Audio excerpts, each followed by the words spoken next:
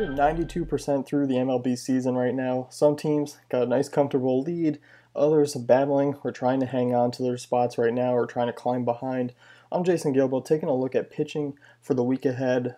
Starting off with some two-start arms, you got your aces going, David Price, Dallas Keuchel. Both his starts are at home where he's dominated all season, so no worries there if you believe in those true home road splits, which we have seen in his ERA. But the guy's posted a monster strikeout rate over the second half.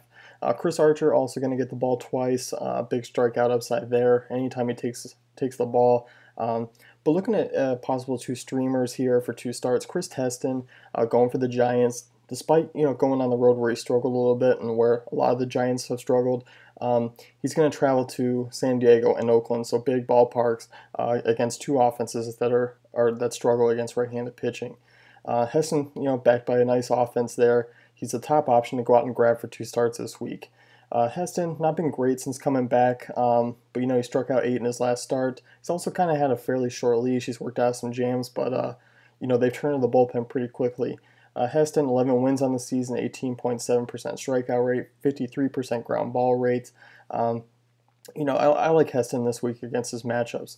Jaime Garcia kind of depends what site you're on or also what kind of league, but he's also going to get the Reds and Brewers at home. Jaime Garcia has been solid this season, 9-5, 2.53 ERA right now, so that's pretty solid right there.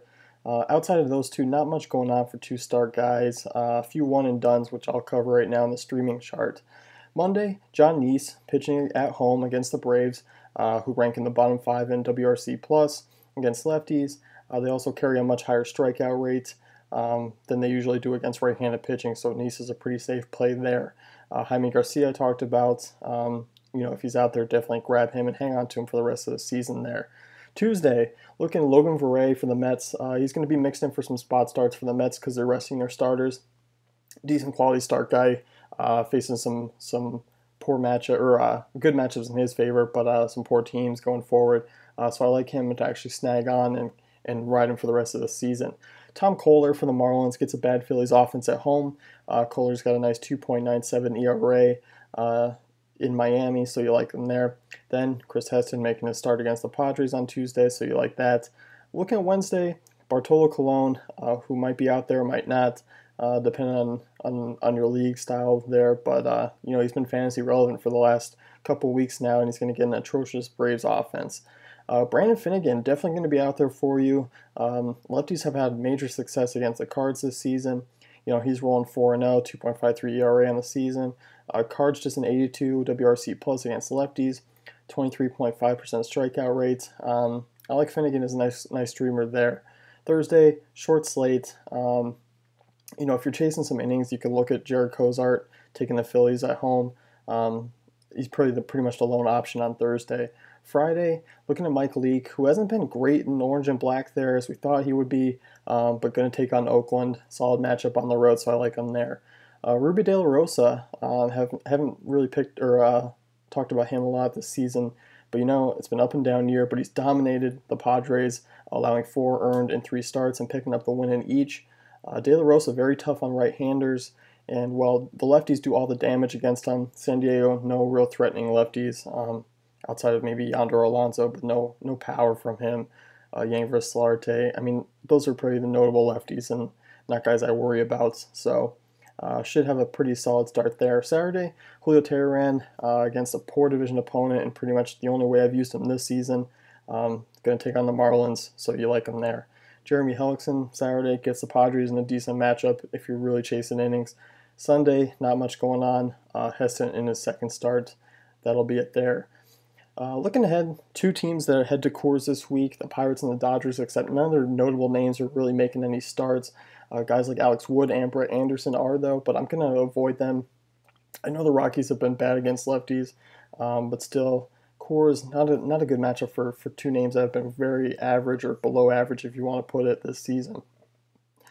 Just to look ahead at 2016, I've noticed in the forums, talking about keepers and dynasty guys and guys we're hanging on to, you got your obvious choices, your obvious guys, Clayton Kershaw, Chris Sale, Max Scherzer, Jose Fernandez, Madison Bumgarner, kind of my 5 elite guys that are keepers, no doubt about it.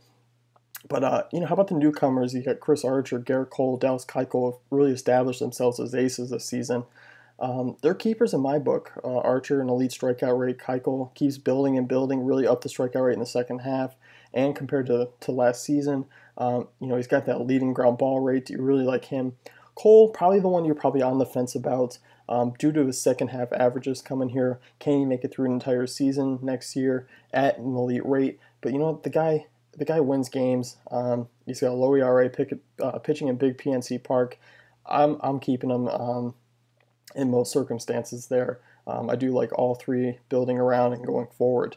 Now, a couple arms I'd like to rank in the can we trust him in 2016? Felix Hernandez. He's been good this season early on, been late not so much, been kind of up and down in a few starts, really blowing up a couple. But you know what? Who hasn't this season? Felix still a keeper in my books for 2016. Steven Strasburg, not a keeper for me due to the injury worries year in and year out. You saw that this season, the inconsistency in the first half, although he's been pitching well down the stretch. All it takes is another DL trip for him. I don't want to waste a keeper on a guy who's on the DL half a season. Just not something I want to take a risk on. Corey Kluber, great keeper for me. Still 27.6 strikeout rate, 2.9 FIP. A little unlucky this season. I like him next year as an elite arm. Got that big K upside. Looking at David Price, Johnny Cueto, I kind of want to see where they land next season. Cueto especially because he hasn't been great for the Royals this season. Price pitches well in the AL, but still not something I'm really too excited about with Price going forward. I think there's better arms to keep. The Mets, Jacob deGrom, Matt Harvey, both excellent keepers, while the other arms going to be there shortly with Noah Syndergaard. See where Zach Wheeler comes back next season. Steven Matz, they're just deep. But deGrom, Harvey, your two keepers there. If you have any keeper questions or want to know about any of the other pitchers, leave a note in the comment section here or head to the forums. I and a lot of other people will give our take there. So that's going to wrap it up, and good luck in all your playoff matchups.